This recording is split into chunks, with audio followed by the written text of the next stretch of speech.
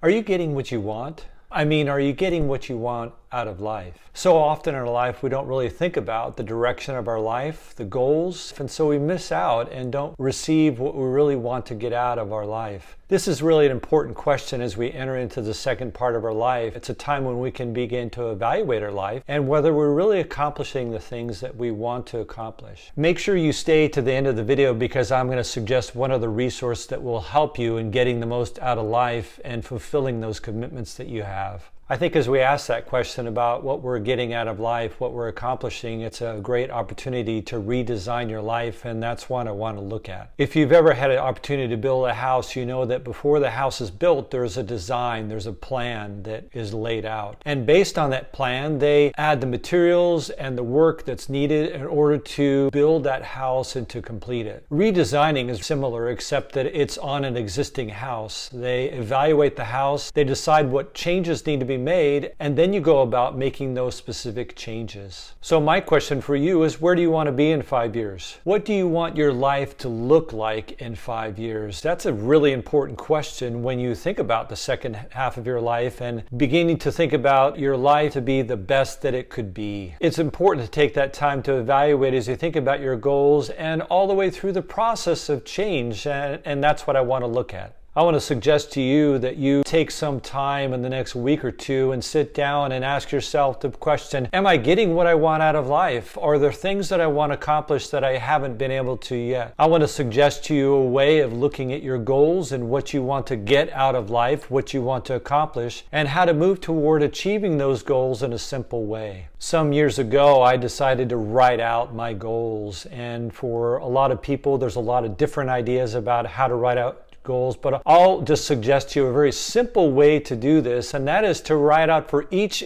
area or aspect of your life to have 1 or 2 words that would describe what you want to be and what you want to look like in 5 years. Let me give you some examples. In the area of my physical health, I want to be fit and trim. In my emotional life, I want to be joyful. In my mental life, I want to be learning and reading. In my financial life, I want to be somebody who is giving and also somebody who is financially secure and able to retire and not work. In my relationships with others, we want to have around us a few couples that we are close to. In my professional life, I want to be indispensable. In my spiritual life, I want to be loving the Lord and enjoying Him. And in my impact, I want to be somebody who is counseling and encouraging others. Now, I love those goals for my life because they are things that I can quickly remember and quickly think about. And if you think about what you want to look like in 5 years, that's a reasonable period of time to make those changes, then you can begin to lay out a plan for each of those areas. And I would suggest to you, maybe it's too much to think about all those areas, but maybe you would pick out 1 or 2 of those areas and begin to make 1 or 2 action plans that you'll put into place. Let me give you some examples. In the area of my physical health, I want to be fit and trim. I've already shared this on this channel, and I'd encourage you to look back at those videos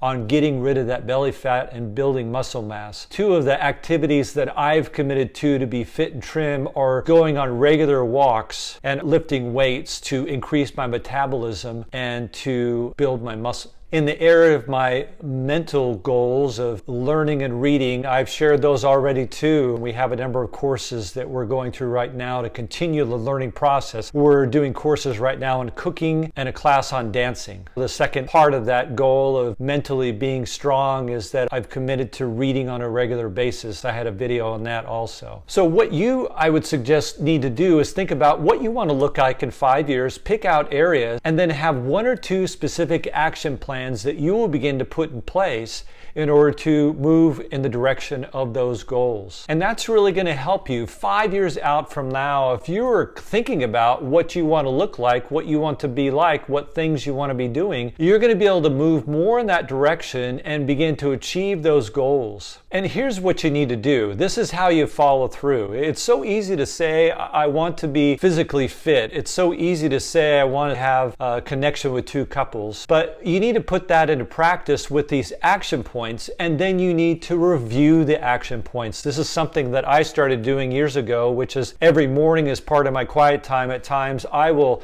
take some time to review the goals that I have and think for a moment, how am I doing at my action points of achieving these goals? How active am I in applying myself to moving in the direction of looking like that kind of person in these areas within 5 years? You see, when you have some goals or what you want to get out of life, then you need to review and review and review. Write it on an index card, review it every morning, think about the actions that you want to do.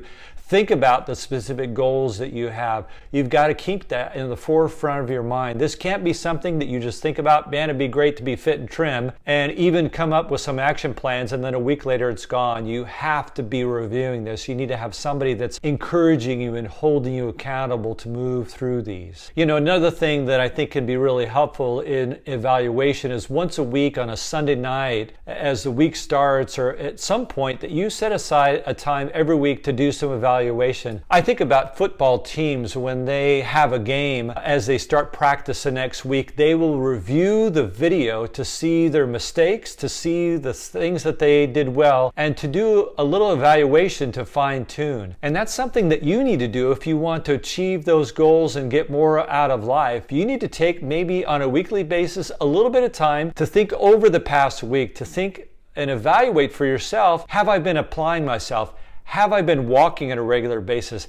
Have I started to exercise and lift weights? Have I set aside that time to involve myself in a class? Have I set aside that time to read? And that's also a time to do fine-tuning. If you weren't able to do the activities that you wanted to do, you have to ask yourself, why not? Am I being distracted? Am I allowing other things to crowd it out? And I need to readjust my schedule or my focus. And this would be something good to do if you have a spouse or you have a good friend that would hold you accountable, is to sit down and share your goals with them, talk about your goals, and to even evaluate and discuss with them. Maybe they have ideas of how to refine it so that you're more consistent in pursuing those 2 action points so that you're able to achieve the goals that you want. You know, I'd love for you at some point in the comment section below, share your goals, share your action points, maybe even share the struggles that you have with achieving those goals and staying on track. It'd be great to have a discussion about that, and maybe we can encourage each other toward achieving the goals that we have in our life. You know, as we think about the second part of life, this is how we move that ball down the field. We think about the way that we want our life to be. We want to